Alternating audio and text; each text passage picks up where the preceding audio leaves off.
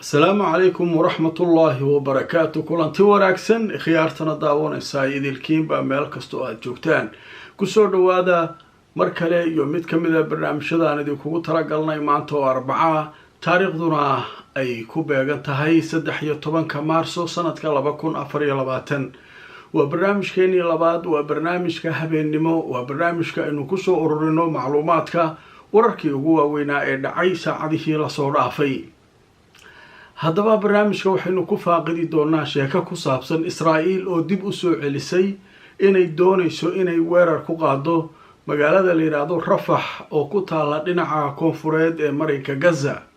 haddaba Rafah waxaa ku sugan dad lagu qiyaasay 1.4 oo kun ama 1,400,000 oo kun oo qof oo Falastiiniyiin ah oo dhinacyo walba oo ka tirsan Gaza isaga soo qaxay. haddaba sheekadan ayaa dib loo soo celiyay.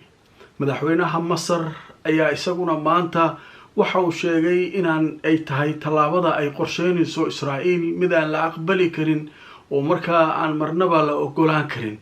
haddaba sidee wax u socdaan? maxaa keenay weerarkan cusub? yaa ku dhawaaqay in la weerarayo Rafah?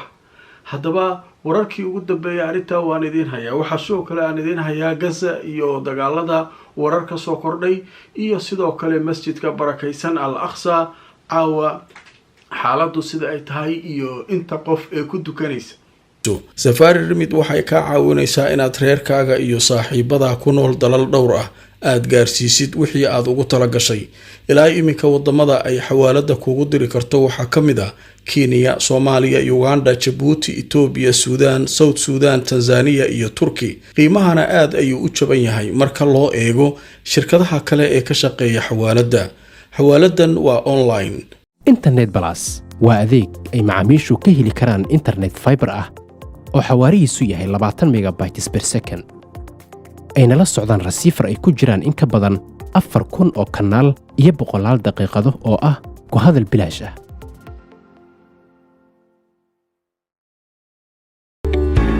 dhammaan bulshada waxaa lala socodsiinayaa gaar ahaan magaalada London in xarunta dhinaca caafimaadka ee French and Overseas Clinic ay ku taalo meel aan ka fogeyn stationka tareenka ee Baker Street ee bartamaha magaalada London. halkaa waxaa jooga dhaqaatiir kala duwan oo ka daaweynaya cudurro ay ka mid yihiin kuwa maqaarka, kuwa carruurta, kuwa haweenka iyo cudurrada guud. dhaqaatiirta halkaa ka howlgashay howlwadanaduba waxay diyaar u yihiin inay wixii caafimaad ay kula qabtaan. bangiga caalamiga ah ee IBS Bangi oo aad mar walba uga barateen soo kordhinta adeegyo cusub oo casri ah waxa uu kuugu bishaareynayaa inaad si sahlan lacag ugu soo diri kartid eheladaada iyo asxaabtaada ku nool dalka adigoo isticmaalaya xawaalada caalamiga ah ee Ria Money Transfer. ka qayb qaado farxadda ehelkaaga iyo asxaabtaada oo si fudud u isticmaal Ria Money Transfer. wixii faahfaahinta boqolaanta kuugu dhow ee IBS Bangi.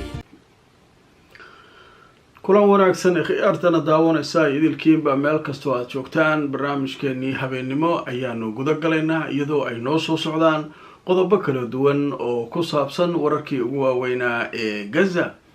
haddaba waxaynu ku bilaabaynaa masjidka barakaysan ee Al-Aqsa ayaa waxaa la soo sheegayaa in tirada dadka ku dukanaya ay habeen walba habeenka ka dambeeya kordhayaan iyadoo Israa'iiliyiintu ay sameeyeen jidgooyooyin kontaroolo dadka lagu dhibaateynayo. adigu da'daadu 50 sano way ka yar tahay iska joog, adiga ma galaysid, adiga saasay u lahaayeen. hadda waxaa leeyahay tiradii inay soo kororto maahane wax naaqusaya male. marka waxaa leeyahay ilaa barxadda bannaanka ee masaajidka iyo meel walba dadka salaadu way ku xiranayaan. haddaba wararkii ugu dambeeyay caawa oo aan idila hadlayo habeenkii saddexaada maaragtay Ramadaanka ayaa waxaa leeyahay waxaa isugu yimid kumanaan dad ah. haddaba Al Jazeera ayaa goordhow waxay qortay warbixin ay ku leedahay ku dhawaad 40,000 oo qof dad lagu qiyaasay ayaa ku dukanaya Masjidul Aqsa iyadoo ay jiraan xayiraado ay gumaystuhu saarayaan dadka halkaa ku dukanaya. haddaba sida ay sheegtay hay-adda arrimaha diinta islaamka u qaabilsan masjidka barakaysan ee Al-Qudus ayaa waxay sheegeen 40,000 oo qof inay ku dukadeen salaada cishaha iyo taraawiixda masjidka barakaysan ee Al-Aqsa habeenkii saddexaad ee bisha barakaysan ee Ramadaan oo markaa iyadoo ay jiraan cadaadisyo iyo dhibaatooyin ay israa'iiliyiinta ku hayaan booliiskooda dadka ku tukanaya bannaanka iyo gudaha masjidka barakaysan ee al aqsa. waa tahay marka waxaan leeyahay iyadoo cadaadis saaran yahay, dhibaato saaran tahay, ayaa booliiskii dhib ku hayaa dadkii. taraawiix ma ka dukan karaan, salaad kuma dukan karaan, ma cibaadaysan karaan, mushkiladaasa haysata. haddana sheekada ugu cajiibka badan ee lasoo tebinayo waxay leeyihiin wariyaashu, marka la gaaro salaada taraawiixda qeybaha ugu dambeeya ee ducada qunuudka ah oo dadku ay ducaysanayaan iyagoo salaada ku jira, ayay waxaa leeyahay israa'iiliyiintu waxay leeyihiin annaga dhan dhibaatay nagu tahay waxa ay dadkan markaa sheegayaan. inta kale dhib ma leh. markay gacmaha dadka isla wada taagtaan oo allah subxaana wa tacaala ay baryayaan way gariirayaan askartooda. marka dhibaatadaasaa masjidka ka jirta. wixii warare kusoo kordha masaajidka ishaan ku haynaynaa, iyadoo xaalad aada u adag ay ku jiraan dadka falastiiniyiinta ah. marka wixii warare kasoo kordha waa isla socon doonaa haddii allah awoodi lihi uu ka raali noqdo. waayahay waxaynu u gudbaynaa israa'iil ayaa dib waxay u soo celisay mashruucii ahaa inay weerarayso rafax. awalay waxay ku hanjabayeen haddii wadahadalladu ay socon waayaan waa weeraraynaa, dadka masaakiinta ay halkaa ku sugan ayaynu weerar ku qaadaynaa, nagti ka gelinaynaa. marka rafaxdu waa magaalo yar oo xuduudka masar u dhow oo gaza ku taalla. qaybtaas marka intii dhisnayd waxaa buux dhaafiyey teendhooyinka iyo waxa bacaha meesha ka dhisan. dadkii gaza dhinacyadeedii kasoo qaxay oo dhanaa meesha isugu yimid. waxaa lagu qiyaasaa marka dadka halkaa jooga, horena waadi kugu sheegay, 1,400,000 oo qof ayaa halkaa markaa ku suganaa laleeyahay oo halkaa isugu yimid. mushkiladda marka meesha ka jirta, israa'iil waxay leedahay waa ka shakisanahay meeshaas dadka aanba ka raadinayno gazada kale inay halkan ku jiraan, hadday yihiin maxaabiista, hadday yihiin madaxda maaragtay xamaas, waxay oo dhan meeshaan dadkaana ku hoos jiraan. marka dadkan waa inaan fagno waaye. haddaba marka sheekada ka cusub arrintan ayaa waxay muujinaysaa arrin ku saabsan wasiirka dagaalka ninka la yidhaahdo Gantz ayaa wuxuu soo saaray war uu leeyahay waxaan wacad ku marnay inaynu weerari doono rafax sida ugu dhaqsiyaha badan. golaha dagaalkuna arrintaa waa ka midaysan yahay. ninka la yidhaahdo Gantz waa ninkii dhowaan tegay Maraykanka, waa ninkii lalahaa isagii iyo Netanyahu way isnacab yihiin, waa saas waa kan horaydii kugu sheego. waxaad idhi naar meel qabow ma leh, waa kala daran yihiin yuhuudda. kanna wuxuu leeyahay rafax waa weeraraynaa. dadka ku fakaraya inaynaan weerar ku qaadayn rafax way arki doonaan maalmaha soo socda. riwaayadaas marka filinaa la jilaa meeshaan. waxaa loo hanjabayo waa xamaas, waxaa culays loo saarayo waa inay wada hadallada iyo waxa kan ay maaragtay sameeyaan tanaasul, ayaa maaragtay cadaadiska loo saaraya. xataa Maraykanka wuxuu yidhi lama weerari karo rafax, dadkaas meesha jooga waa in xal loo helaa, meesha laga kiciyaa. marka hadda dad badan waxay isbarbar dhigayaan falastiiniyiina oo wax qoraya, waxay leeyihiin war waxa maraakiibta uu usoo wato ee dekedan dhisa uu leeyahay dadka rafax jooga amuu yidhaahdaa haddaad doonaysaan inaad badbaadaan maraakiibtaas raaca oo isaga taga halkan oo ka qaxa. howlgalaa ka bilaabanayo maadaama masar ay diiday oo tiri xuduudkayga la ima soo tallaabayo, qolo kasta ay diiday. marka dadkii badda keliya u furnayd markii hore. rafaxdu dhinacna waa badda ayaa ku taalla, dhinacna waa masar. marka dhinacan oo badda rafax xaggeeda ah haddii marka maraakiib timaado oo halkaa dadkii in meesha laga daabulo, marka warar kala duwanaa socdo. Maraykan sababta uu halkaa ugu dhegan yahay dekedan ka dhisaa kanaa sameynaa uu leeyahay, waxaa leeyahay ujeedooyin fogfog ayaa ku hoos jira ayaa la leeyahay. haddaba ninkaa markuu warka soo saaray ayaa isaguna waxaa u jawaabay madaxweynaha masar cabdifataax asiisi.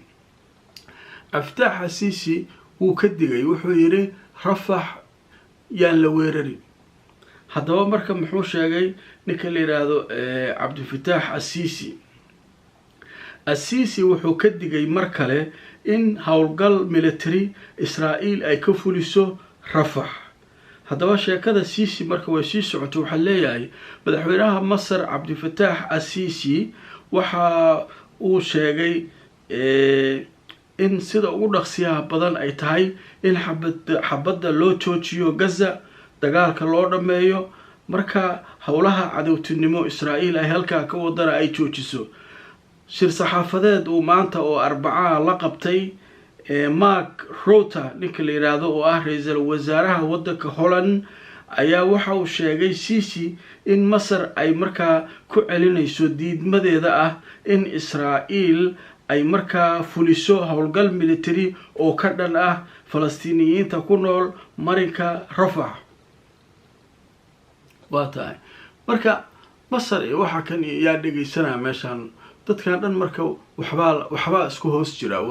waxaa dhan waxaa loo socdaa in culays la saaro xamaas. masar waxay ku jirta wadahadallada, maxay ahayto israa'iil waxay rabtaa inay cadaadis saarto xamaas si wadahadallada iyo waxa kan ay uga soo dabcaan oo waxa laga doonayo ay u sameeyaan.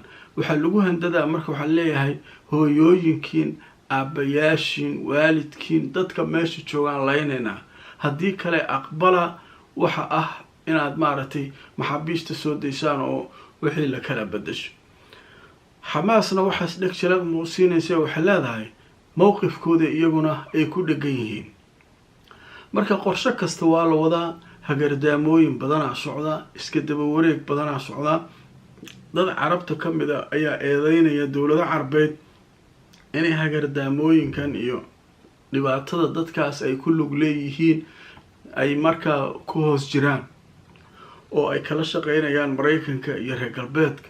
marka waxyaabo badan oo arrimaha ku saabsan ayaa jira. haddaba marka israa'iil waxay leedahay waa naga go-an tahay inaynu weerarno rafax. horeyna waxaynu ogeyn in meelo badan iyo dowlado badan oo maraykanka ugu horreeya ay yidhaahdeen dadkan iyadoon xal loo helin weerar ma ku qaadi kartaan halkaas. ingiriiskaa ka mid ah, dowlado badan. maxkamaddii weli war lagama hayo dembiyada dagaalka oo iyaduna south africa ay tiri wixii hore intay iska dhaaftaan hadday xasuuq geysan rabtaa haddana mar kale israa'iil maxkamaday ka hortaga, iyaduna weli wax wara iyo akhbaara oo laga hayo male.